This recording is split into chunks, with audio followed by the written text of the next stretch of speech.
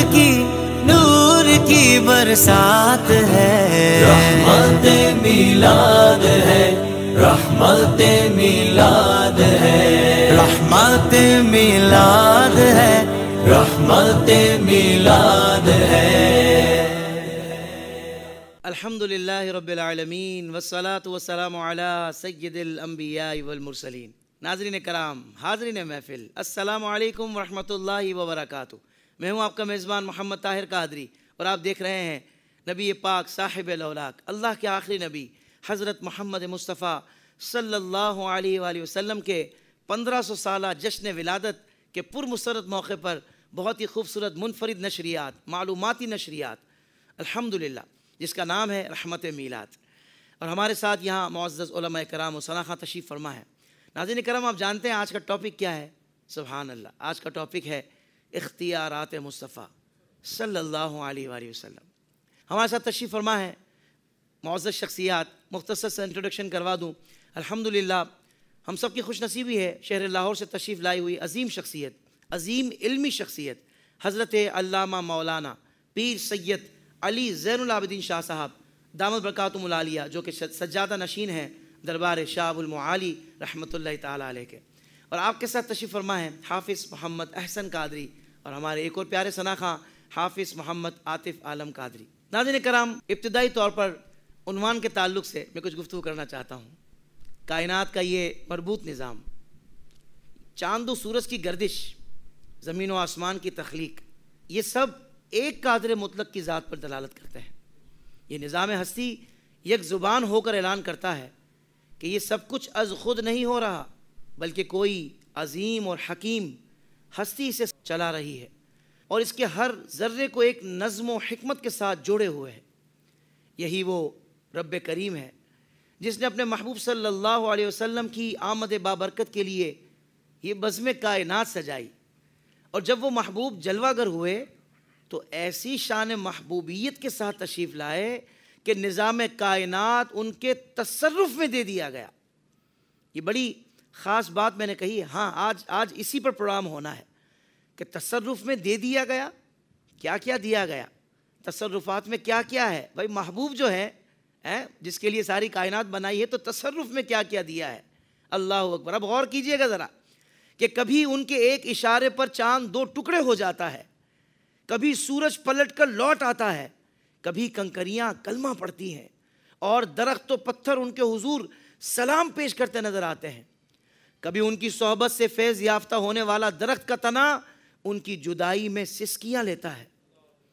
یہ مظاہر صرف عقل کو حیران کرنے والے معجزات نہیں، بلکہ تکوینی اختیارات کے مظاہر ہیں جو اللہ تعالیٰ نے اپنے محبوب صلی اللہ علیہ وسلم کو عطا فرمائے ہیں۔ سبحان اللہ۔ میرا تو دل چاہ رہا ہے میں یہ باتیں سن کر خود بھی سبحان اللہ کہوں۔ یقیناً آپ کہہ رہے ہوں گے۔ اور بات صرف کائنات کی تدبیر تک ہی نہیں رکتی، بلکہ احکام شریعت میں بھی اللہ تعالیٰ نے اپنے محبوب کو وہ تشریعی اختیارات عطا فرمائے کہ جن کی نظیر کسی کو حاصل نہیں۔ اب ان کی اطاعت در حقیقت رب کی اطاعت ہے، ان کی رضا اللہ کی رضا ہے۔ حتیٰ کہ اگر کوئی نماز کے دوران آپ صلی اللہ علیہ وآلہ وسلم کی خدمت میں مشغول ہو جائے تو اس کی نماز میں کوئی خلل نہیں آتا۔ اگر آپ کے آرام کو ملحوظ خاطر رکھتے ہوئے وقت نماز گزر جائے تو قضا کا گناہ نہیں لکھا جاتا۔ اگر آپ علیہ السلام کسی کو 5 کے بجائے 3 نمازوں کی اجازت دیں تو وہ بھی مکمل عبادت ٹھہرتی ہے۔ اگر مرد کو سونا پہننے کی اجازت دے دیں تو وہ جائز ہو جاتا ہے۔ اگر کوئی خود ہی کو روزے کا کفارہ ادا کر دے تو آپ علیہ السلام کا اذن وہ بھی کفایت کر جاتا ہے۔ یعنی اللہ کے نبی صلی اللہ علیہ وسلم کی زبان مبارک سے نکلا ہر حکم شریعت کا حصہ بن جاتا ہے۔ ہاں، کیونکہ وما ينطق عن الهوى کی شان موجود ہے نا، ان ہوا الا وحی یوحی کی شان موجود ہے نا، کیونکہ یہ سب کچھ رب کی عطا ہے، رب کے اذن سے ہے۔ اور بات یہاں پر ختم نہیں ہوتی، بلکہ میدان معاشر میں جب ہر زبان گونگی ہوگی، ہر نفس نفسی نفسی کی صدا بلند کرے گا، اس وقت بھی اگر کسی کو نجات نصیب ہوگی تو وہ رحمت عالم صلی اللہ علیہ وآلہ وسلم کے وسیلے، شفاعت اور جاہ و مرتبے سے ہی ہوگی۔ اسی لیے تو ہم کہتے ہیں کہ جہاں بانی عطا کر دیں، بھری جنت ہبا کر دیں، نبی مختار کل ہیں جس کو جو چاہیں عطا کر دیں۔ تو آئیے آج کی اس بابرکت نشست میں ہم جاننے کی کوشش کرتے ہیں کہ اللہ رب العزت نے اپنے محبوب صلی اللہ علیہ وسلم کو کن کن اختیارات سے سرفراز فرمایا، اور قرآن و حدیث اس بارے میں ہماری کیا رہنمائی کرتے ہیں۔ چنانچہ ہمارے ساتھ موجود ہیں ہم سب کے پیارے حضرت علامہ مولانا پیر سید علی زین العابدین شاہ صاحب۔ تو آئیے بڑھتے ہیں علامہ صاحب کی طرف۔ قبلہ علامہ صاحب، حضور یہ ارشاد فرمائیے گا، ٹاپک ہمارا بڑا ہی شاندار ہے، اختیارات مصطفیٰ صلی اللہ تعالیٰ علیہ وآلہ وسلم۔ تو ابتداً میں چاہتا ہوں ہمارے ناظرین کے سمجھنے کے لیے آغاز میں یہ ارشاد فرمائے کہ نبی کریم صلی اللہ علیہ وسلم کے اختیارات سے مراد کون سے اختیارات ہیں، اور اس سلسلے میں درست عقیدہ ہمارا کیا ہے، اور مختار کل کہنے سے کیا مراد ہے، ارشاد فرمائے۔ بسم اللہ الرحمن الرحیم، صلی اللہ تعالی علی النبی الامین وعلی آلہ واصحابہ اجمعین۔ آپ سب ابتداءً سب سے پہلے آپ کا شکریہ ادا کرتا ہوں کہ اللہ رب العالمین جل وعلا نے آپ کو یہ توفیق بخشی، نبی پاک صلی اللہ علیہ وبارک وسلم کے دین، شریعت اور سرکار کریم صلی اللہ علیہ وبارک وسلم نے جو پیغامات آگے پہنچائے ہیں انسانیت کے لیے اور ان کی ہدایت کے لیے، آپ کے ذریعہ سے محفوظ ہو رہے ہیں۔ اللہ رب العالمین جل وعلا آپ کو اس پر استقامت بھی نصیب فرمائے، آمین۔ اور خاص جو توفیق مزید درکار ہے باری تعالیٰ اپنے فضل سے عنایت فرمائے۔ آمین۔ نبی پاک صلی اللہ علیہ وبارک وسلم کے 1500 سالہ جشن ولادت شریفہ کے یہ پروگرامز ہیں سارے، یعنی ایک سے ایک بڑھ کر دیکھا جائے تو موضوعات اس میں انشاءاللہ تعالیٰ زیر بحث رہیں گے، جو کچھ ماحضر ہوگا وہ پیش کیا جائے گا۔ کیا بات ہے۔ آج کو جو عنوان ہے عقیدہ حقہ اہل سنت و جماعت میں، اس کی بڑی اہمیت ہے کہ امام الانبیاء صلی اللہ علیہ وبارک وسلم کو اللہ رب العالمین جل وعلا نے مجبور نبی نہیں بلکہ مختار نبی بنا کر اس کائنات میں کیا مبعوث کہنے فرمایا۔ علامہ صاحب، واہ واہ واہ، یہ ہمارا نظریہ اور عقیدہ ہے جملہ اہل اسلام کا کہ سرکار کل کائنات صلی اللہ علیہ وبارک وسلم، جیسا کہ بعض لوگوں نے یہ کہہ دیا کہ امام الانبیاء صلی اللہ علیہ وسلم کی حیثیت فقط ایک قاصد کی ہے، اور معاذ اللہ ثم معاذ اللہ یہ ان کے الفاظ ہیں کہ ایک ڈاکیہ کی حیثیت ہے، لیکن اہل السنہ والجماعہ کے نزدیک، اہل اسلام کے نزدیک، نبی پاک صلی اللہ علیہ وبارک وسلم اللہ تبارک و تعالیٰ کے محبوب نبی اور نبی الانبیاء بنا کر مبعوث فرمائے گئے ہیں۔ تو جن پر اللہ رب العالمین جل وعلا نے اپنی نبوت کا، رسالت کا اور سفارت کا خاتمہ کیا ہے، یعنی مکمل کیا ہے، اور جن پر نبوت رسالت ختم کی ہے، ان کے بارے میں ایسا عقیدہ رکھنا کہ انہیں کچھ اختیار حاصل نہیں تھا، یہ اسلامی عقیدہ نہیں ہو سکتا۔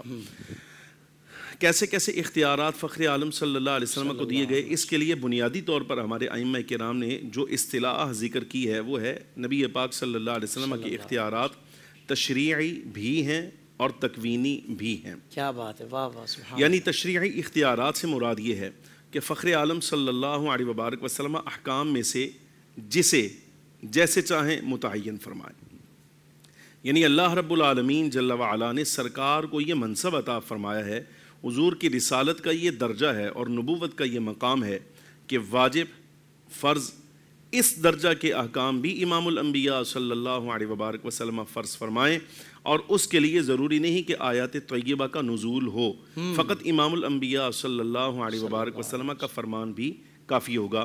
اس کی نشاندہی آگے چل کر میں کروں گا کہ حضرات صحابہ کرام علیہم الرضوان نے کس طرح سے نبی پاک صلی اللہ علیہ وسلم کے اس اختیار کو قبول فرمایا کہ حضور احکام میں سے جسے چاہے فرض فرمائیں، واجب فرمائیں، اگرچہ آیت کا نزول نہ بھی ہوا ہو۔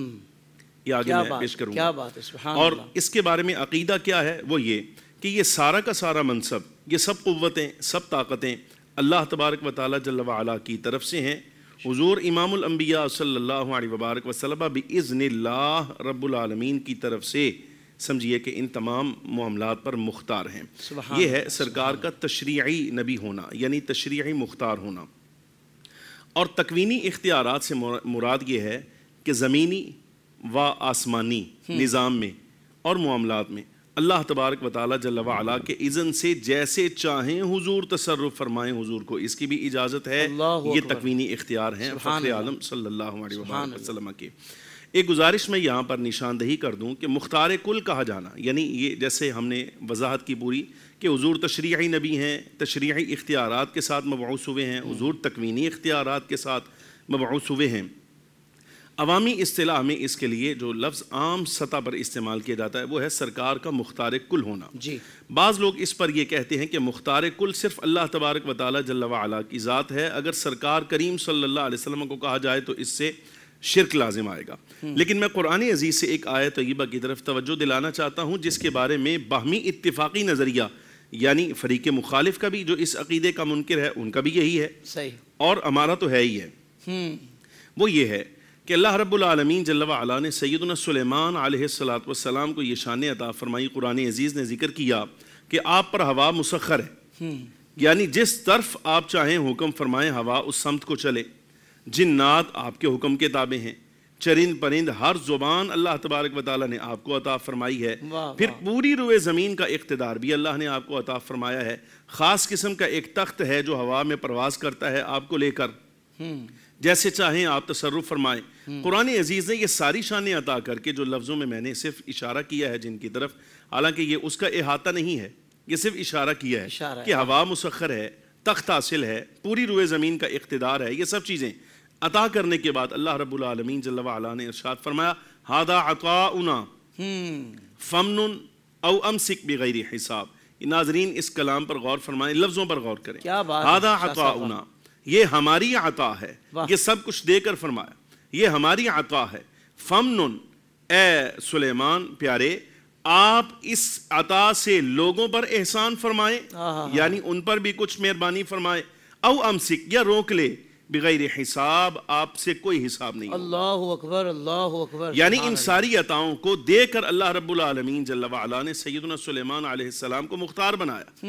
اب اس کے بارے میں تو فریق مخالف یعنی جو اس عقیدے کا نبی علیہ السلام کے لیے منکر ہے کہ حضور مختار کل نہیں ہیں، یہ ان کے لیے عرض ہے کہ حضرت سلیمان علیہ السلام کے لیے وہ اور ان کے اکابر خود تسلیم کرتے ہیں. اس آیت طیبہ سے تو مراد ہی حضرت سلیمان علیہ السلام کا ان کمالات پر مختار ہونا ہے.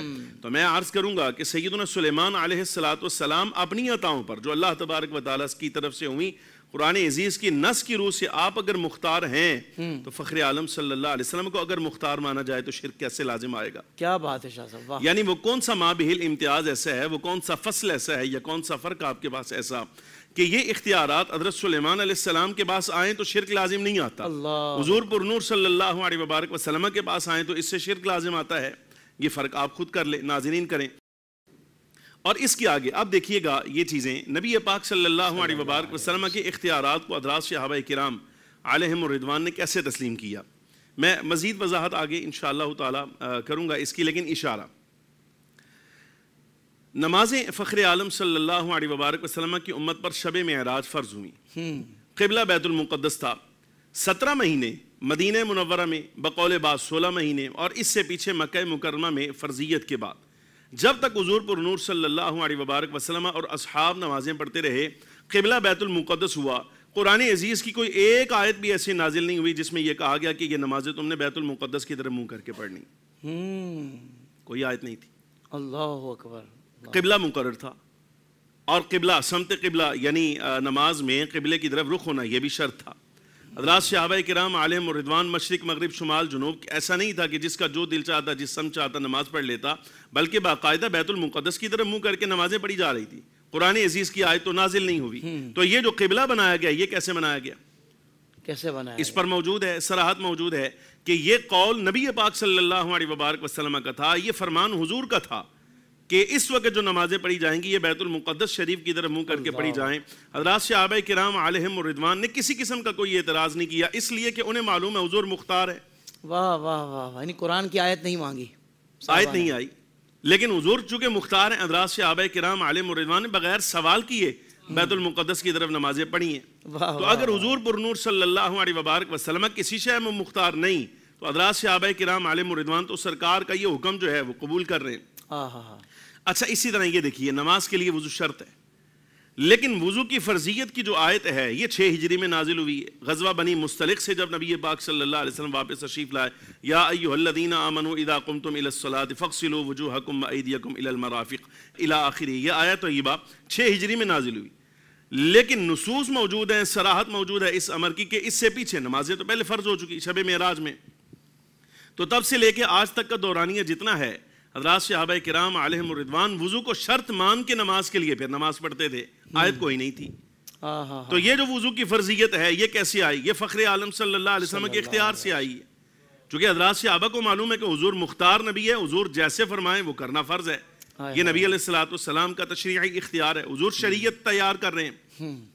بلکہ اعلیٰ حضرت امام اہل سنت رحمۃ اللہ علیہ نے جو الفاظ ذکر فرمائے ہیں وہ تو کسی مومن کے لیے جس کا ایمان زندہ ہو، دل بھی زندہ ہو، دل مردہ نہ ہو، تو آپ سب قبلہ یہ لفظ ایسے خوبصورت ہیں کہ ایک مرتبہ اندر جو ہے وہ ہلچل پیدا کرتے ہیں۔ وہ کیا؟ اعلیٰ حضرت رحمۃ اللہ علیہ فرماتے ہیں کہ اللہ تبارک و تعالیٰ کی طرف سے حضور پر نور صلی اللہ علیہ وسلم مالک احکام شرع ہیں۔ واہ واہ واہ واہ سبحان اللہ، مالک احکام شرع ہے، یعنی یہ سرکار کو اختیار ہے کہ جیسے چاہیں فرض مقرر فرمائیں، جیسے چاہیں واجب مقرر فرمائیں، حضور تعین فرمائیں، یہ حضور کی شان ہے۔ کچھ احادیث طیبہ میں اس پر آپ کے سامنے مزید پیش کرتا ہوں تاکہ بات واضح ہو جائے۔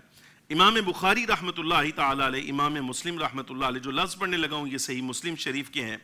نبی پاک صلی اللہ علیہ وبارک وسلم نے دعا فرمائی، اللہم، لفظوں پر غور ناظرین کریں، اللہم ان ابراہیم حرم مکہ و انی احرم ما بین لابتیہا، اے اللہ بے شک سیدنا ابراہیم علیہ السلام نے مکہ کو حرم بنایا، وَإِنِّي أُحَرِّمُ، اور میں حرم بناتا ہوں، اور میں حرم بناتا ہوں کسے؟ مدینہ طیبہ کو، ما بین لابتیہا، تمام کا تمام۔ واہ واہ واہ واہ واہ۔ اب یہاں مدینہ کا حرم بنایا جانا اور اس کی حرمت کا جو ہے وہ قول کیا جانا، یہ اللہ تبارک و تعالیٰ جل وعلا نے نہیں بلکہ امام الانبیاء صلی اللہ علیہ وسلم نے کیا ہے، اور ان لفظوں کے ساتھ کہ میں حرم کرتا ہوں، میں حرم بناتا ہوں۔ تو اس کا مطلب کیا ہوا کہ فخر عالم صلی اللہ علیہ وسلم کو اختیار ہی کوئی نہیں تھا۔ اللہ اکبر، اللہ حضور یہ فرمائیں کہ میں حرم بناتا ہوں، اس کا مطلب یہ ہے کہ اختیار کوئی نہیں۔ اچھا، اسی طرح ایک حدیث طیبہ اور اس معاملے میں باقاعدہ صراحت آ گئی۔ شرح معانی الآثار میں حضرت امام طحاوی رحمۃ اللہ تعالیٰ علیہ یہ لفظ لائے اس روایت کے بارے میں۔ حضرت عاصم الاحول تابعین میں سے ہیں، حضرت انس بن مالک رضی اللہ تعالیٰ عنہ سے انہوں نے پوچھا، سوال کیا، احرم رسول اللہ صلی اللہ علیہ وبارک وسلم المدینہ، کیا سرکار نے مدینہ کو حرم بنایا ہے؟ کیا سرکار نے مدینہ کو حرم بنایا ہے؟ یہ تابعین کا نظریہ۔ جی، اب اگر یہ اسلاف کا عقیدہ ہوتا کہ حضور کو اختیار ہے ہی کوئی نہیں، تو تابعین کے زمانے میں ایسا سوال کیا جانا اور پھر صحابہ کا جواب دیا جانا، کیا بات ہے، یہ بڑی قابل غور بات ہے۔ کوئی کہا جب حضور کچھ نہیں کر سکتے، سرکار کریم صلی اللہ علیہ وسلم کا کوئی اختیار نہیں، حضور مجبور نبی ہیں، اس طرح کا کوئی جملہ بھی لایا جائے، یہ تابعین کا اور صحابہ کرام کا کم از کم عقیدہ نہیں تھا، اس لیے کہ جملہ تابعی کہہ رہے ہیں احرم رسول اللہ صلی اللہ علیہ وسلم المدینہ، کیا حضور نے مدینہ کو حرم بنایا تھا؟ آگے صحابی کا جواب، اگر آپ کا نظریہ ٹھیک ہوتا اور یہ قدیم ہوتا تو پھر تو حق یہ بنتا تھا کہ آپ فرماتے لا، نہ حضور تو کر کچھ نہیں سکتے تھے، جواب یہ آنا چاہیے تھا۔ لیکن شرح معانی الآثار کی روایت میں موجود ہے، حضرت انس بن مالک رضی اللہ تعالیٰ عنہ صحابی رسول فرماتے ہیں، قالا نعم، فرمایا ہاں حضور نے مدینے کو حرم بنایا تھا، سبحان اللہ، سبحان اللہ، سرکار نے کیا۔ واہ واہ، یہ اس بات کی دلیل ہے کہ فخر عالم صلی اللہ علیہ وسلم کو تشریعی اختیار ہے، حضور مالک احکام شرع ہے۔ ایک روایت اور ملاحظہ فرمائیے اسی سلسلہ میں۔ اچھا، حضرت عباس، مجھے لفظ یاد آ گئے، حضرت عباس رضی اللہ تعالیٰ عنہ کو جب یہ پیغام پہنچا کہ نبی علیہ السلام نے، اب حرم کا معنی یہ ہے کہ گھاس نہیں اکھاڑا جا سکتا، یہاں شکار نہیں کیا جا سکتا، اس طرح کے معاملات، سیدنا عباس رضی اللہ تعالیٰ عنہ یہ سرکار کی اختیار کو مؤکد کرنے والی بات، فوراً حضرت عباس نے عرض کیا، یا رسول اللہ صلی اللہ علیہ وسلم، اس خر گھاس ہے، یہ ہماری ضرورت کی ہے، گھروں میں بچھائی جاتی ہے، قبروں میں ڈالی جاتی ہے، حضور اس کا استثناء فرما دیں۔ تو سرکار نے فرمایا الا الاسخر، چلو اس کا استثناء، اللہ اکبر، سارا مدینہ حرم ہے، چلو اس خر کا استثناء۔ سبحان اللہ، واہ واہ واہ، یہ نبی علیہ السلام کے اختیار ہے۔ دوسری روایت ملاحظہ فرمائیے، یہ سنن ابن ماجہ کی ہے، فخر عالم صلی اللہ علیہ وبارک وسلم، سرکار کریم کی عادت تھی کہ حضور پر نور صلی اللہ علیہ وسلم رات نماز عشاء کچھ تاخیر سے ادا فرماتے تھے، لیکن وقت ظاہر ہے ایک ہے اس کا آغاز، وقت کا ابتدائیہ، نماز عشاء کا ابتدائیہ جب سے وقت شروع ہوا اس کے بعد پڑھی جا سکتی، لیکن نبی پاک صلی اللہ علیہ وبارک وسلم تہائی رات تک یا نصف رات تک اس کو مؤخر فرماتے اور پھر ادا فرماتے، حضرات صحابہ بھی ایسے ہی کرتے ہیں۔ لیکن ایک موقع پر آپ صلی اللہ علیہ وسلم نے یہ جملہ ارشاد فرمایا، یہ صیغوں پر غور کیا جائے، لفظوں پر، فرمایا لولا ان اشق علی امتی لاخرت العشاء الی ثلث اللیل، فرمایا اگر میں اپنی امت پر مشقت محسوس نہ کرتا تو میں کر دیتا، میں مؤخر کرتا نماز عشاء کو تہائی رات تک یا نصف رات تک، میں کرتا۔ اب یہ امام الانبیاء صلی اللہ علیہ وسلم، مجھے مشقت محسوس ہو رہی ہے، میں دیکھ رہا ہوں، اور سرکار کا یہ فرمانا کہ میں مؤخر کرتا، اس بارے میں دلیل ہے کہ نبی پاک صلی اللہ علیہ وبارک وسلم مختار نبی ہیں۔ یہ ہے تشریع، یہ شریعت میں بھی، ابھی یہ صرف میں چند ایک مثالیں عمومی ذکر کر رہا ہوں۔ اگر اس کی تفصیل میں جایا جائے تو ایک مرحلہ اور بڑا خاص ہے، وہ یہ کہ اللہ رب العالمین جل وعلا کی طرف سے یا خود امام الانبیاء صلی اللہ علیہ وسلم کی طرف سے امت کے لیے کوئی حکم عام آئے، سب اس میں شریک ہیں۔ سرکار کریم صلی اللہ علیہ وبارک وسلم کو اللہ نے یہ شان عطا فرمائی ہے کہ اس حکم عام سے حضور کسی کو خارج کریں، مستثنا کر دیں۔ بے شک یہ بھی نبی علیہ السلام کی شان ہے، یہ شریعت میں اس کی مثال موجود ہے۔ کسی خاتون کا شوہر انتقال کر جائے، قرآن عزیز نے کہا یتربصن بانفسہن 4 اشہر و10، اس خاتون کی عدت ہے 4 مہینے 10 دن اپنے آپ کو روکے رکھے۔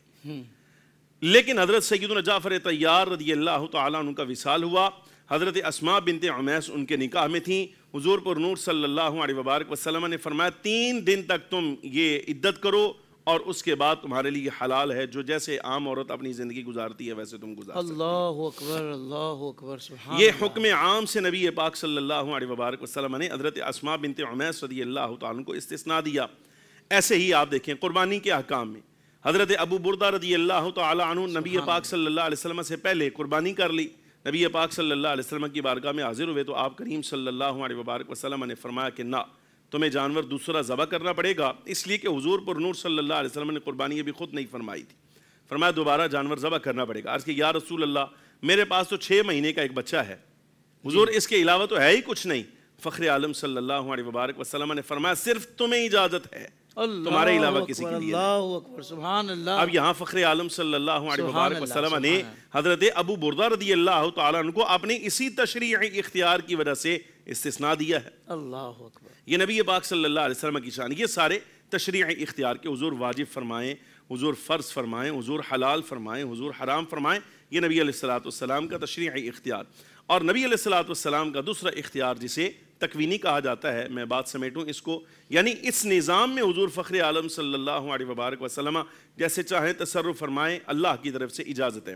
اور اس پر میں حتمی بات کر رہا ہوں، یعنی اگر سٹیپ بائی سٹیپ چلتا تو پھر مثالیں دے کر یہ آخری جملہ کہتا، لیکن چونکہ یہ دورانیہ اتنا نہیں ہے اس لیے میں اس کو سمیٹ رہا ہوں۔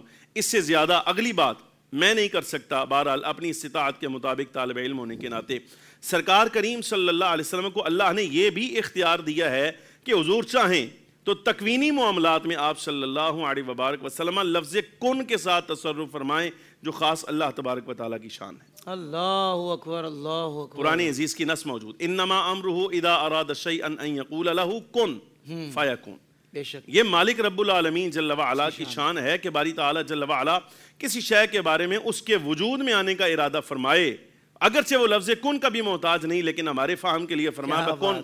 واہ واہ واہ واہ، باری تعالیٰ جل وعلا اس لفظ کن کا بھی محتاج نہیں، لیکن یہ کن فرمانا یہ اس کی شان ہے۔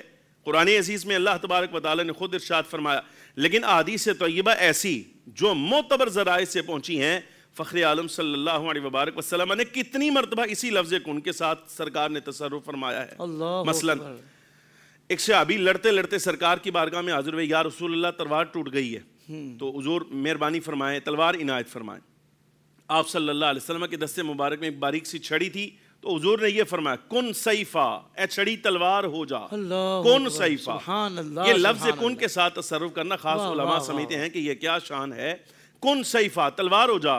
حضرات صحابہ کہتے ہیں، وہ صحابی رسول کہتے ہیں، میں نے اپنی نظروں سے اپنی آنکھوں سے یہ منظر دیکھا کہ میرے سامنے وہ لکڑی کی شاخ جو ہے وہ لوہے کی تلوار بنی، اور ایسا نہیں صرف ایک جنگ کے لیے بلکہ اس صحابی رسول کی اولادوں تک وہ محفوظ رہی ہے۔ سرکار کریم صلی اللہ علیہ وبارک وسلم نے کن کے ساتھ تصرف فرمایا۔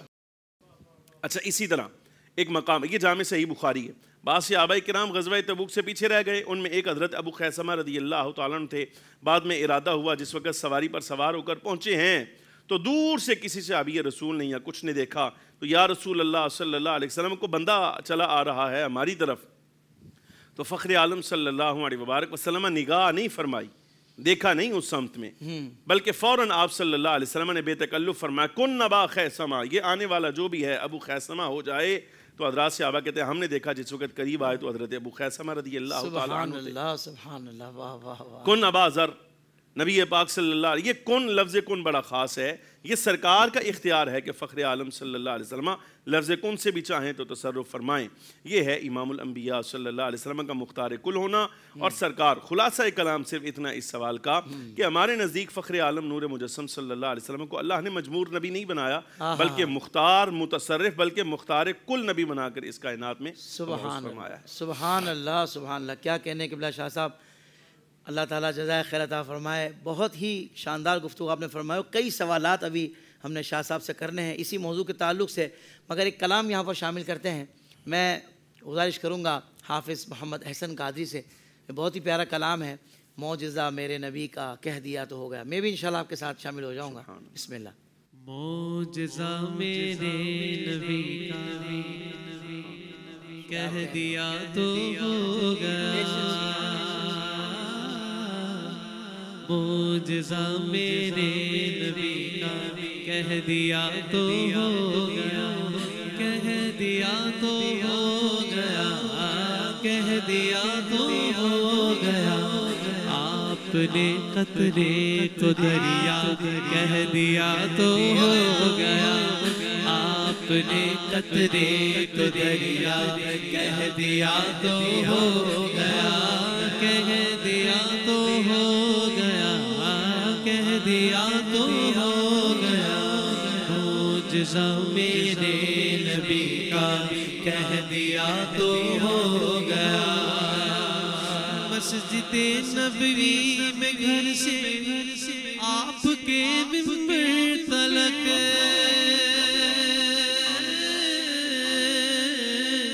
مسجد نبوی میں گھر سے آپ کے منبر تلک، آپ نے جنت کا ٹکڑا کہہ دیا تو ہو گیا، آپ نے جنت کا ٹکڑا کہہ دیا تو ہو گیا، کہہ دیا تو ہو گیا، کہہ دیا تو ہو گیا۔ معجزہ میرے نبی کا کہہ دیا تو ہو گیا۔ ہاتھ میں تلوار لے کر آئے جب حضرت عمر،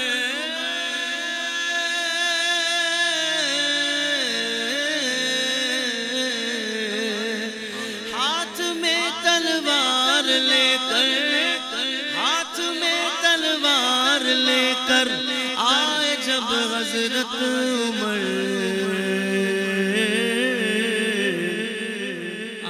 میرے دامن میں آ جا کہہ دیا تو ہو گیا، میرے دامن میں آ جا کہہ دیا تو ہو گیا، کہہ دیا تو ہو گیا، کہہ دیا تو ہو گیا۔ معجزہ میرے نبی کا کہہ دیا تو ہو گیا۔ مصطفیٰ سے ہے خدا کو پیار کتنا دیکھیے،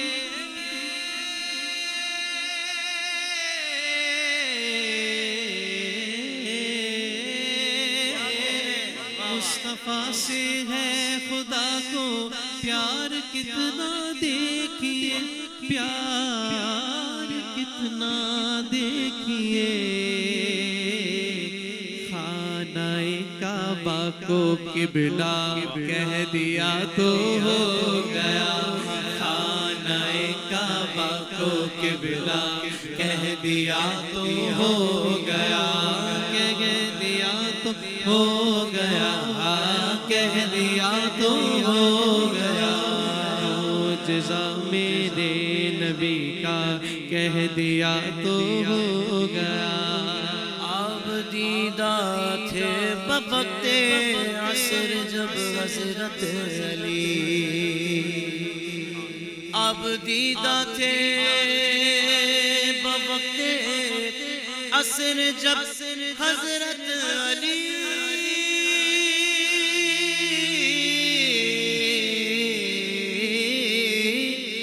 آپ دیدہ تھے بوقت عصر جب حضرت علی ڈوبے سورج کو پلٹا کہہ دیا تو ہو گیا ڈوبے سورج کو پلٹا کہہ دیا تو ہو گیا کہہ دیا تو ہو گیا کہہ دیا تو ہو گیا معجزہ میرے نبی کا کہہ دیا تو ہو گیا بدر کے میدان میں کفار کی جائے ممات بدر کے میدان میں کفار کی جائے ممات جس جگہ تھا جس کو مرنا کہہ دیا تو ہو گیا جس جگہ تھا جس کو مرنا کہہ دیا تو ہو گیا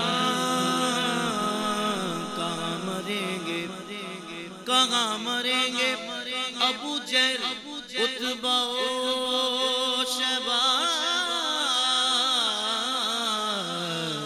کہ جنگ بدر کا نقشہ حضور جانتے ہیں جس جگہ تھا جس کو مرنا کہہ دیا تو ہو گیا کہہ دیا تو ہو گیا کہہ دیا تو ہو گیا معجزہ میرے نبی کا کہہ دیا تو ہو گیا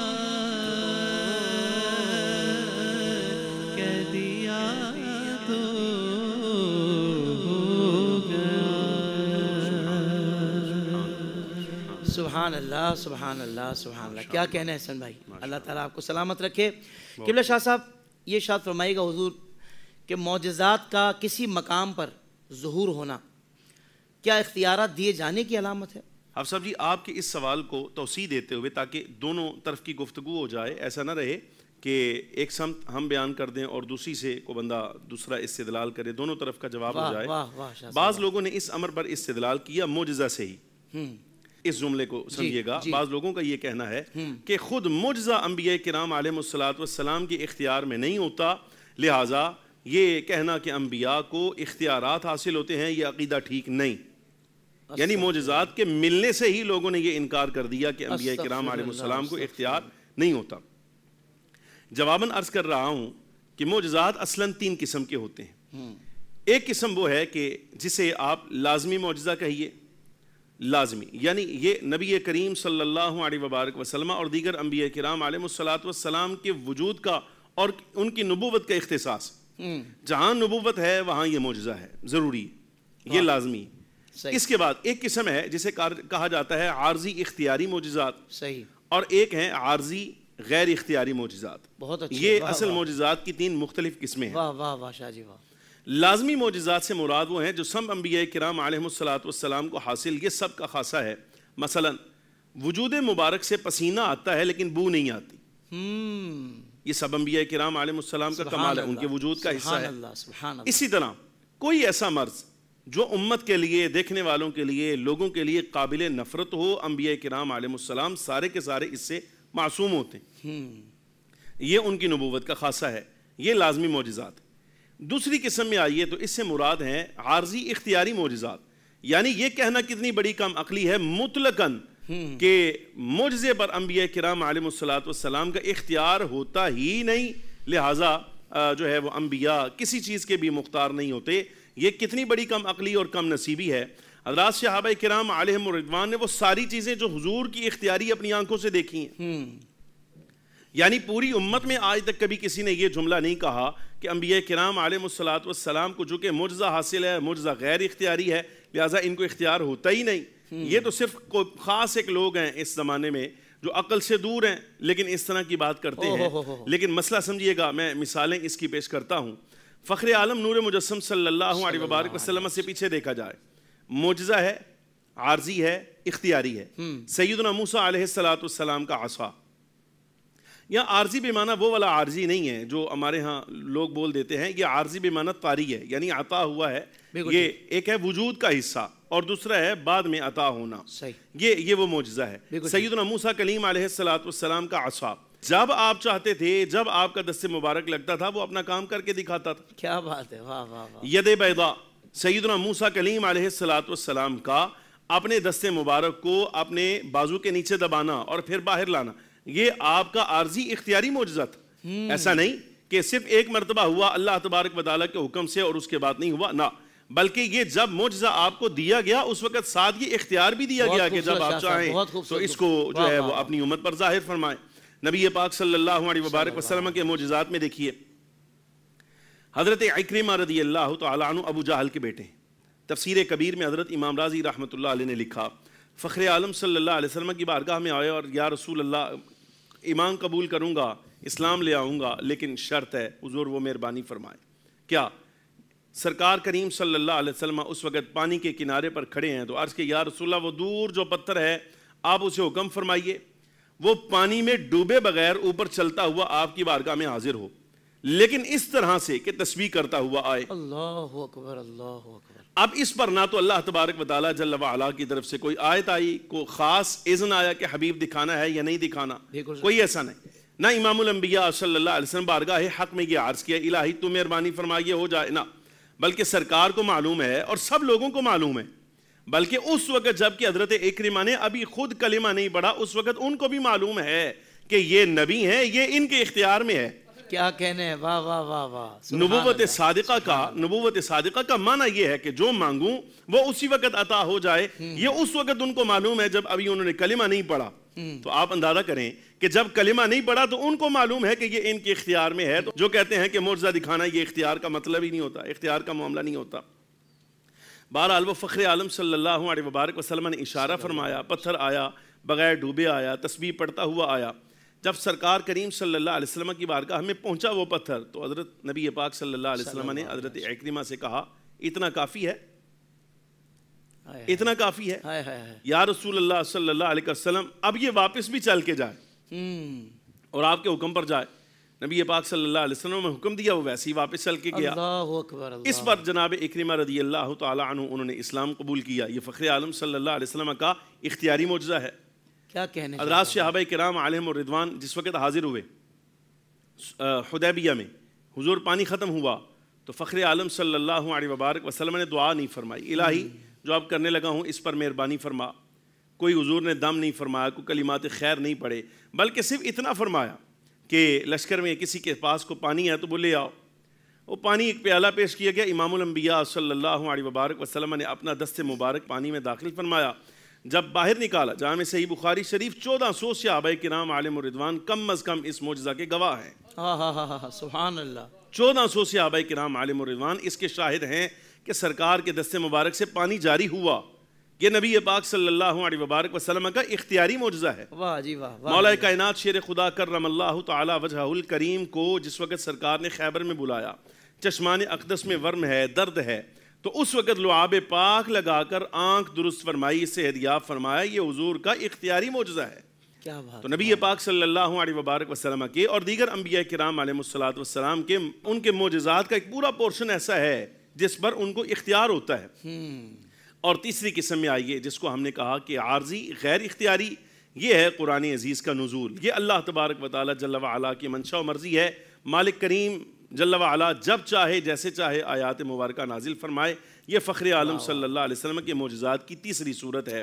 تو معجزات کا عطا کیا جانا یہ فخر عالم صلی اللہ علیہ وبارک وسلم کے مختار نبی ہونے کی دلیل۔ سبحان اللہ سبحان اللہ، کیا کہنے کے بلا شاہ صاحب، دل خوش ہو گیا الحمدللہ۔ حضرت ایک یہ بھی اعتراض کیا جاتا ہے کہ اختیارات مصطفیٰ صلی اللہ علیہ وسلم کو ماننے سے شفاعت کا انکار لازم آئے گا، کیونکہ جسے اختیار ہے اسے سفارشات پیش کرنے کی کیا حاجت، وہ اپنا اختیار استعمال کر سکتا ہے۔ اس طرح کی باتیں بھی ذہن میں آتی ہیں ان کے۔ آپ سب یہ بھی کوئی زیادہ عقل مند آدمی ہے جو ایسی بات کرتا ہے، اس لیے کہ خود نبی پاک صلی اللہ علیہ وبارک وسلم کی شفاعت جو ہے یہ بھی اختیار کی اقسام میں سے ہے، سرکار کے اختیار کی اقسام میں سے ہے۔ یہ کہنے والے جو مرضی کہتے رہیں، وگرنہ فخر عالم صلی اللہ علیہ وبارک وسلم کی جو شفاعت ہے یہ کل 8 قسم کی ہے۔ واہ واہ واہ واہ۔ حضرت امام ابن ابی العز رضی اللہ تعالیٰ عنہ نے شرح عقیدہ طحاویہ میں فخر عالم صلی اللہ علیہ وسلم کی شفاعت کی 8 اقسام کو بیان فرمایا۔ اب وہ 8 اقسام میں سے جو 8ویں قسم ہے، میں محفوظ ہو جائیں گی ساری کی ساری، اور اللہ رب العالمین جل وعلا ہمیں حضور پر نور صلی اللہ علیہ وسلم کی شفاعت کا مستحق ٹھہرائے، اس لیے یہ ساری عرض کر دیتا ہوں صرف اشارہ کرتے ہوئے۔ پہلی قسم امام الانبیاء صلی اللہ علیہ وسلم کی شفاعت کی یہ ہے کہ جب حساب کتاب شروع نہ ہو رہا ہو، خلق حضرت ابراہیم کے پاس جائے، سیدنا آدم کے پاس جائے، جو دیگر انبیاء کرام علیہ السلام کے پاس بھی آپ باری تعالیٰ کے حضور شفاعت فرمائیں کہ کم از کم حساب تو شروع ہو، فخر عالم صلی اللہ علیہ وبارک وسلم کی شفاعت پر یہ مرحلہ شروع کیا جائے۔ اللہ اکبر۔ یہ حضور کی پہلی شفاعت ہے۔ دوسری شفاعت سے مراد یہ ایسے اہل ایمان جن کی حسنات اور سیئات برابر ہو جائیں۔ اب ان کے معاملہ میں ظاہر ہے عمل پر بھی فیصلہ ہوگا، اگر ایک نیکی بڑھ جائے گناہ سے تو جنتی ہے، اگر گناہ بڑھ جائے نیکیوں سے، ایک آدھ گناہ بھی اوپر ہو جائے تو اس صورت میں جہنمی ہے۔ یہ عدل کا تقاضا ہے۔ فخر عالم صلی اللہ علیہ وسلم شفاعت فرمائیں کہ جب حسنات اور سیئات برابر ہوں تو حضور کی شفاعت پر اس کو جنت میں بھیجا جائے۔ یہ دوسری قسم ہے۔ سبحان اللہ سبحان اللہ۔ تیسری قسم امام الانبیاء صلی اللہ علیہ وسلم سے یہ ہے کہ جن کے بارے میں یہ فیصلہ ہو چکا ہو کہ یہ اپنے عمل کی بنیاد پر جہنم میں جائیں گے، فخر عالم صلی اللہ علیہ وسلم سفارش فرمائیں ان کی بخشش ہو جائے۔ چوتھی قسم یہ ہے کہ جو لوگ جنت میں جا چکے ہیں، سرکار کریم صلی اللہ علیہ وبارک وسلم ان کے بارے یہ شفاعت فرمائیں کہ اللہ ان کے درجات کو بلند فرمائے۔ اللہ سبحان اللہ سبحان اللہ۔ یعنی جنتیوں پر بھی امام الانبیاء صلی اللہ علیہ وسلم کی کرم نوازی۔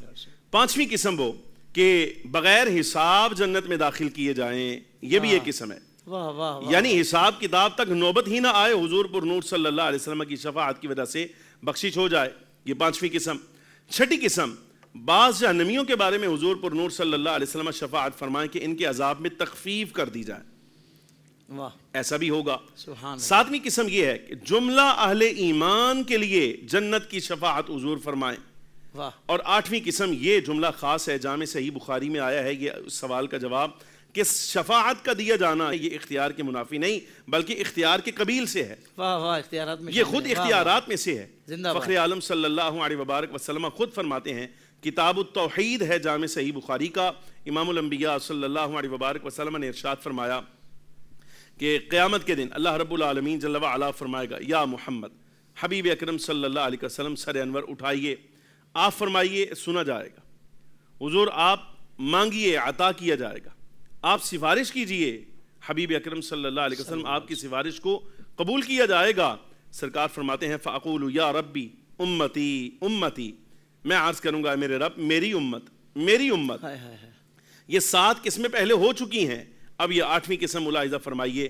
امام الانبیاء صلی اللہ علیہ وبارک وسلم فرماتے ہیں اللہ رب العالمین جل وعلا فرمائے گا انطلق، حبیب اکرم صلی اللہ علیہ وسلم آپ خود جائیے، یہ اختیار دیکھیے گا، یہ اختیار، انطلق حضور آپ جائیے اور کیا کیجئے، اے ہمارے حبیب اکرم صلی اللہ علیہ وسلم جس شخص کے دل میں ذرہ برابر اور ذرے سے بھی کم درجہ کا اگر کوئی دل میں کلمہ ایمان موجود ہے، حبیب آپ جا کر اس کو وہاں سے خود نکال لائی۔ اللہ اکبر سبحان۔ سرکار فرماتے ہیں میں جاؤں گا اور خود یہ کام کروں گا کہ جہنمیوں کو وہاں سے نکال کر لاؤں گا۔ یہ فخر عالم صلی اللہ علیہ وبارک وسلم کی شفاعت بھی ہے اور رب کی طرف سے دیا گیا حضور کو اختیار بھی ہے۔ لہٰذا یہ کہنا کہ جہاں اختیار ہے وہاں شفاعت کی ضرورت نہیں، یا جہاں شفاعت ہے وہاں اختیار کی ضرورت نہیں، اختیار اور شفاعت دونوں آپس میں منافی نہیں۔ یعنی شفاعت کو دیکھا جائے تو یہ بھی از قبیل اختیارات ہے، اس سے اختیار کی نفی لازم نہیں آتی۔ اللہ اکبر۔ قبلہ شاہ صاحب آخر میں ایک بڑا اہم سوال ہے، یہ بھی ارشاد فرما دیں، آخر کیا وجہ ہے کہ ایک بندہ جو اپنے آپ کو مسلمان بھی کہتا ہے، کلمہ بھی اللہ اس کے رسول کا پڑھا ہے، اور اس کے بعد امتی بھی وہ حضور کا ہے، پھر آخر ایسی کیا وجوہات ہیں کہ اتنے قرآن اور حدیث کے واضح دلائل سے اختیارات مصطفیٰ صلی اللہ علیہ وسلم بیان کیے جاتے ہیں، اور ظاہر بات ہے کہ ہر ذی علم اس کو سمجھ رہا ہے، اور ذی علم جب سمجھا رہا ہے تو ایک عام بندہ بھی سمجھ رہا ہے، تو آخر ایسی کیا وجہ ہے کہ ایک بہت طبقہ، بہت بڑا تو نہیں کہوں گا، چھوٹا سا ہے، تو وہ یہ کیوں اس طرح کی باتیں پھیلاتا ہے کہ نہیں اختیارات نہیں؟ آخر ان کو اس سے کیا ملتا ہے؟ اس کو کیا ان کو حاصل ہوتا ہے کہ حضور کے اختیارات کی نفی کر کے ان کو کیا ملتا ہے، اور جو اختیارات کی نفی کرتا ہے اس پر حکم کیا آئے گا؟ یہ بھی ارشاد فرماتے ہیں۔ آپ صاحب جی میں عرض کروں گا جو میرا تجربہ ہے میں یہی سمجھا ہوں، جس شخص کے دل میں محبان الہیہ یعنی جو اللہ تبارک و تعالیٰ جل وعلا کے محب بھی ہیں اور رب کے محبوب بھی ہیں، انبیاء ہوں، اولیاء ہوں، محبوبان خداوندی کسی درجے کے بھی، محبان جو بندہ ان میں سے کسی کا بے ادب ہے، دل میں گستاخی رکھتا ہے، بے ادبی رکھتا ہے، ہزارہا آیات کے باوجود آپ اس بندے کو سمجھانا چاہیں، رب العالمین جل وعلا نے اس سے یہ فہم ہی لے لیا ہے کہ وہ ان مقامات تک آئے۔ اللہ اکبر، اللہ اکبر۔ یہ جب تک اپنے دل کو ان شخصیات اور ذوات مقدسہ کی بے ادبی سے خالی نہیں کرتا، صاف نہیں کرتا، اس وقت تک ان آیات پر، ان دلائل پر ایمان لانا، اس کو سمجھنا، یہ اس کے اختیار میں نہیں۔ اوہ اللہ اکبر۔ یہ کیفیت یہ ہوگی وَأَنْتُمْ لَا تَشْعُرُونَ کہ تمہیں شعور بھی نہیں ہوگا، یہ وہ کیفیت ہے۔ یعنی نبی پاک صلی اللہ علیہ وسلم کے بارے میں بے ادبی کا عقیدہ رکھا، یا خود اللہ رب العالمین جل وعلا کے بارے میں بے ادبی کا عقیدہ رکھا، اولیاء کرام کے بارے میں، یا حضرات صحابہ کے بارے میں، اہل بیت کے بارے میں، یعنی جو محب ہیں یا محبوب ہیں اللہ تبارک و تعالیٰ کے، اگر ان میں سے کسی کے بارے میں ایسا عقیدہ رکھتا ہے جو ایمان کا تقاضا نہیں، تو ان آیات اور احادیث طیبہ کے ہوتے ہوئے بھی اگر اس بندے کو سمجھا لیا جائے تو اللہ رب العالمین جل وعلا نے اس کا حصہ ہی نہیں رکھا ان مسائل میں سے۔ اس بات کو یوں بھی قبلہ شاہ صاحب سمجھا جا سکتا ہے کہ نبی پاک صلی اللہ علیہ وآلہ وسلم کے مبارک دور میں صحابہ کرام رضوان اللہ تعالی علیہم اجمعین کی نبی پاک صلی اللہ علیہ وسلم سے والہانہ محبت، وہ جو سارے انداز تھے کہ وضو کا پانی بھی نہیں گرنے دیتے تھے، لعاب دہان مصطفیٰ صلی اللہ علیہ وسلم کو بھی ہاتھوں میں لے کر مل لیا کرتے تھے، نبوت کا حق ادا کر رہے تھے، جی حضور، اور ساتھ ہی وہ طبقہ منافقین کا کہ جو سب کچھ دیکھ رہا تھا، اس کے باوجود بھی نہیں مانتا، صرف دیکھ نہیں رہا تھا، آپ صاحب ساتھ یہ کہہ بھی رہا تھا کہ ہم آپ کی مجلس میں بیٹھ کر آپ کی بات سننے کے لیے تیار ہیں، یہاں تک آ گئے، لیکن اس کے باوجود ایمان نصیب نہیں ہوا، اس لیے کہ دل میں کہیں نہ کہیں فخر عالم صلی اللہ علیہ وبارک وسلم کی بے ادبی ہے۔ اللہ اکبر، اللہ۔ یا ان لوگوں کے بارے میں آپ معلوم کر لیں جنہوں نے یہاں تک کہہ دیا تھا کہ ہم آپ کی بات سننے اور آپ کی خدمت میں بیٹھنے کے لیے تیار ہیں، اس شرط پر کہ یہ جو غربا اور مملوک شخصیات آپ کے ہاں بیٹھتے ہیں، حضرت بلال حبشی، حضرت صہیب رومی، حضرت سلمان فارسی، صاحبان مال نہیں ہیں، صاحبان حیثیت نہیں ہیں، یہ غلام ہیں، ہم ان کے ساتھ بیٹھیں، لیکن چونکہ یہ اگرچہ دنیاوی ظاہری لحاظ سے غلام ہیں لیکن ہیں اللہ کی محبوبیت کے مقام پر فائز، ہیں رب کے محبوب، کیا بات، تو رب العالمین جل وعلا نے یہ بھی پسند نہیں فرمایا کہ ان کے بارے میں یہ کہے، یعنی اس طرح کا نظریہ رکھے، تو اتنا قریب آ کر کے میں بیٹھنے کے لیے تیار ہوں، اللہ رب العالمین جل وعلا نے فرمایا حبیب اس کی طرف نظر نہ فرمائیے، اور یہ جن کے بارے میں کہتا ہے کہ ان کو اٹھا دیا جائے یہ ہمارے محبوب ہیں، ان کے ساتھ آپ استقامت فرمائیے۔ اللہ اکبر، اللہ اکبر۔ وَاصْبِرْ نَفْسَكَ مَعَ الَّذِينَ يَدْعُونَ رَبَّهُمْ بِالْغَدَاةِ وَالْعَشِيِّ يُرِيدُونَ وَجْهَهُ، یہی سمجھانا چاہ رہے ہیں ناظرین کو کہ اگر اتنا قریب بھی آ جائے لیکن خود حضور کے بارے میں یا اصحاب کے بارے میں، اہل بیت کے بارے میں اگر عقیدہ شفاف نہیں ہے، صاف نہیں ہے، مجلہ نہیں ہے، تو ایسی صورت میں کچھ بھی ہو جائے یہ بندہ اس نوعیت تک نہیں آ سکتا کہ آیات طیبات سے احکام اور مسائل کو اس طرح سے سمجھے جیسے سمجھنے کا حق ہے، بول لے گا، الفاظ یاد ہیں، بڑا کچھ کرے گا، اہل علم کے صف میں کھڑا بھی ہو جائے گا، کون نکال سکتا ہے، کون انکار کر سکتا ہے، لیکن عند اللہ یہ بندہ اس مقام پر چلا جائے جو مطلوب ہے، ایسا نہیں ہو سکتا۔ یہ پہلا حصہ، اور آخری گزارش اس بارے میں یہ کروں گا کہ اختیارات کا عقیدہ اگر کوئی انکار کرتا ہے تو ایسی صورت میں نوعیت دیکھی جائے گی کہ کس اختیار کا انکار کر رہا ہے۔ اللہ اکبر۔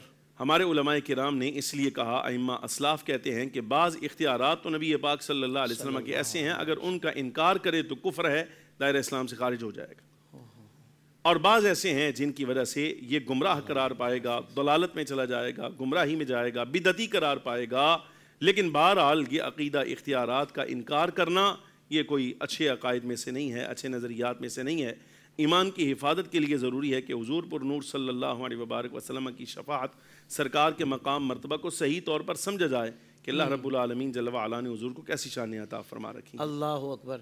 اور قبلہ شاہ صاحب ظاہر بات ہے کہ آپ اپنے الفاظ میں یہ بیان فرما دیں تو ہمارے ناظرین زیادہ سمجھیں گے کہ اللہ تبارک و تعالیٰ کے جو بھی اس کے اوصاف ہیں تو وہ اس کے ذاتی ہیں، اور اللہ کے پیاروں کو جو عطا ہوتے ہیں اور انبیاء کو، یہ مسلم ہے، جی حضور، یہ عقلیات کے باب میں سے ہے، یہ عقلیات کے باب میں سے کہ جب کلمہ پڑھنے والا اللہ تبارک و تعالیٰ کی توحید کا، رب کی جو ہے وہ الوہیت کا اقرار کرنے والا ایسا جملہ کہے تو پھر اس کے بارے میں جس کو عقل ہے اس کو چاہیے وہ خود سوچے کہ جب الہ اللہ کو مانتا ہے، معبود رب کو مانتا ہے، واجب الوجود بھی اللہ کو مانتا ہے، تو اگر انبیاء کرام کے بارے میں یا سرکار کے بارے میں کچھ کہہ رہا ہے تو اس نظریے سے ہی کہہ رہا ہے کہ اللہ کے عطا کیے ہوئے ہیں. ہاں ہاں ہاں ہاں واہ واہ واہ سبحان اللہ. یعنی حضور پر نور صلی اللہ علیہ وبارک وسلم جملہ انبیاء کرام علیہ السلام اپنی شانوں میں، اپنے اوصاف میں، اپنے اختیارات میں اللہ کے محتاج ہیں. رب العالمین جل وعلا اپنی شیان شان ان معاملات میں کسی کا محتاج نہیں. سبحان اللہ سبحان یہ تو عقلیات کے باب میں سے ہے. یعنی پتہ ہے جب کلمہ پڑھنے والا یہ جملہ کہہ رہا ہے تو یہ تو سننے والے کو چاہیے وہ خود تعویل کرے بجائے اس کے کہ اگلے سے پوچھے کہ بتاؤ تم اللہ تبارک و تعالیٰ کی توحید نہیں مانتے.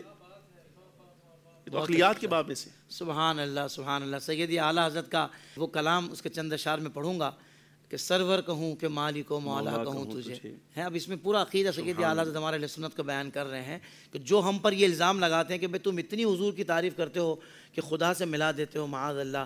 تو ایک طرف تو سیدی اعلیٰ حضرت یہ کہتے ہیں کہ ذکر خدا جو ان سے جدا چاہو منکروں واللہ یہ ذکر حق نہیں کنجی سقر کی ہے. تو دوسری طرف سیدی اعلیٰ حضرت حضور کی شان کس طرح بیان کر رہے ہیں اور ہمارا عقیدہ بیان کر رہے ہیں کہ سرور کہوں کہ مالک و مولا کہوں تجھے، باغ خلیل کا گل زیبا کہوں تجھے. اللہ رے تیرے جسم منور کی تابشیں، اے جان جاں میں جان تجلا کہوں تجھے. اور تیرے تو وصف عیب تناہی سے ہیں بری، یعنی کہ نہ ختم ہونے والا سلسلہ ہے آپ کے کمالات کا. رب ہی جانتا ہے کہ آپ کی شانیں کتنی بلند ہیں چونکہ رب نے عطا فرمائی ہیں. تیرے تو وصف عیب تناہی سے ہیں بری، حیران ہوں میرے شاہ میں کیا کیا کہوں تجھے. پھر یہاں حیران ہوں میرے شاہ میں کیا کیا کہوں تجھے کہہ رہے ہیں کہ ساری زندگی اسی میں لگا دی کہ حضور کی یہ شان یہ شان یہ شان یہ آیت یہ حدیث. اللہ اکبر.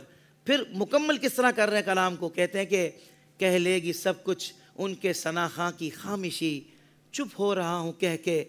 یعنی چپ بھی ہو رہے ہیں تو یوں چپ ہو رہا ہوں کہہ کے کہ میں کیا کیا کہوں تجھے. لیکن رضا نے ختم سخن اس پہ کر دیا کہ خالق کا بندہ جو آپ نے ابھی بات ارشاد فرمائی، خالق کا بندہ یعنی رب کے تو آپ بندے ہی ہیں، محبوب بندے ہیں بندگی کرنے والے رب کی. خالق کا بندہ خلق کا آقا کہوں تجھے. کتنا خوبصورت عقیدہ اہل سنت کا. آپ سب کو بہت مبارک ہو کہ الحمدللہ ہم قرآن و حدیث پڑھتے ہیں تو ہمیں اس میں حضور کی شانیں سننے کو پڑھنے کو اور الحمدللہ اپنے ایمان کو تازہ کرنے کو ملتی ہیں پڑھ کر سن کر. اور کچھ ایسے ہیں کہ جو کہتے ہیں کہ نہیں کچھ بھی نہیں دیا، ہمارے جیسے بشر تھے معاذ اللہ. اللہ تعالی ہمیں ایسے عقیدے سے بچائے، باطل عقیدے سے بچائے. اور یہ جو مسلک حق اہل السنہ کا جو عقیدہ ہے اللہ تعالی ہمیں اس پر استقامت عطا فرمائے. قبلہ شاہ صاحب کا شکریہ، احسن بھائی کا شکریہ. آخر میں چاہوں گا ہمارے بہت پیارے ثناخواں حافظ محمد عاطف عالم قادری خوبصورت کلام پیش فرمائیں گے اور پھر ہم ناظرین سے اجازت لیں گے آج کے پروگرام کی.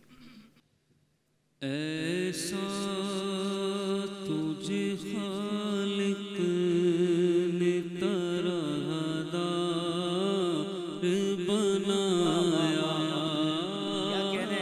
ایسا تجھے خالق نے طرح دار بنایا.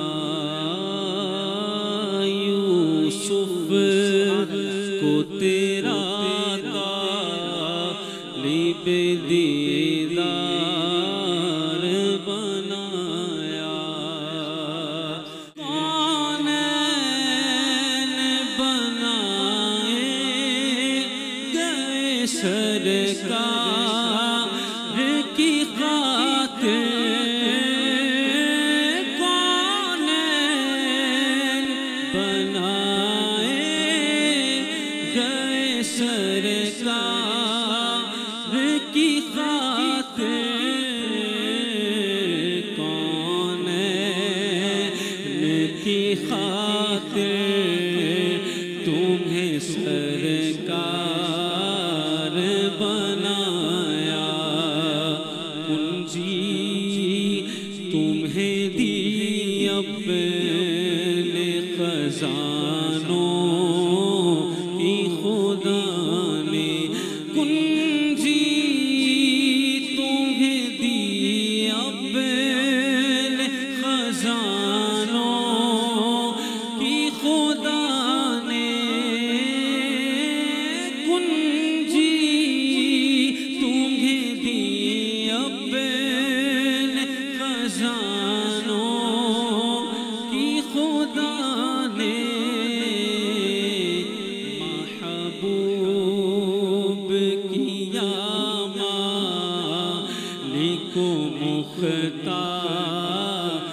بنایا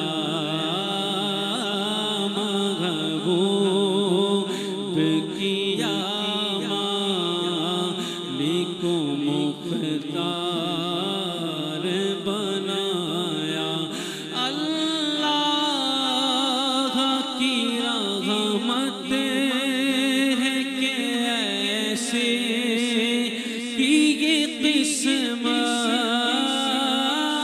اللہ کی رحمت ہے کہ ایسے کی یہ قسمت آسی کا تمہیں حامی و غم خوار بنایا آسی کا تمہیں حامی و غم خوار بنایا یوسف کو تیرا طالب دیدار بنایا ایسا تجھے خالق نے طرح بنایا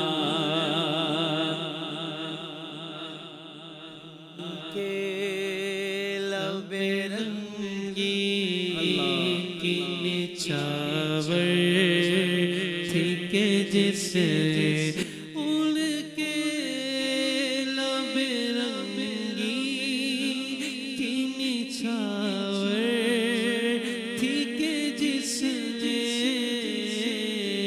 پتھر بے حسن لال پرنوار بنایا پتھر بے حسن لال پرنوار بنایا یوسف کو تیرا طالب دیدار بنایا سبحان اللہ سبحان اللہ سبحان اللہ۔ الحمدللہ ناظرین کرام، ہم اہل سنت والے اس طرح حضور کا جشن میلاد مناتے ہیں، صرف نعرے نہیں لگاتے، صرف نعتیں نہیں پڑھتے، بلکہ نبی پاک صلی اللہ علیہ وسلم کی شان اور آپ کے کمالات اور آپ کے اوصاف کے ذکر کو بیان بھی کرتے ہیں، سنتے بھی ہیں، اور الحمدللہ نبی پاک صلی اللہ علیہ وسلم کی سیرت طیبہ کو سن کر سمجھ کر آپ کی سیرت کے مطابق زندگی گزارنے کی کوشش بھی کرتے ہیں، نیت بھی کرتے ہیں۔ اللہ تبارک و تعالی ہمیں اسی طریقے سے نبی پاک صلی اللہ علیہ وسلم کی آمد کا جشن منانے کی سعادت عطا فرمائے۔ انشاءاللہ اگلے پروگرام میں آپ سے پھر ملاقات ہوگی، تب تک کے لیے اجازت۔ دیکھتے رہیے رحمت میلاد نشریات۔ السلام علیکم ورحمۃ اللہ وبرکاتہ۔